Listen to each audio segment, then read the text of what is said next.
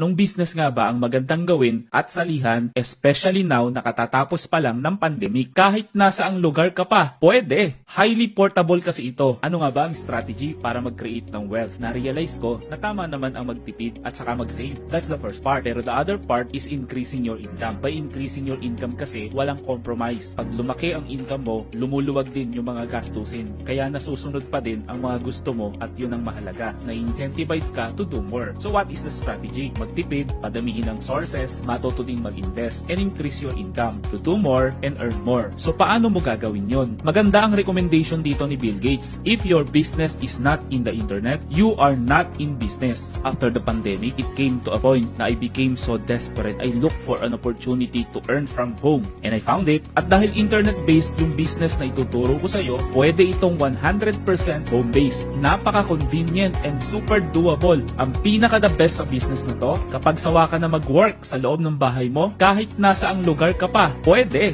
Highly portable kasi ito. Ang kailangan lang, ma-set up mo ang fully automated autopilot system. 24/7 kasi ito na may unlimited sales at may consistent income ka. The system for this business is done for you. Kompleto na dito. Ikaw na lang ang ulang.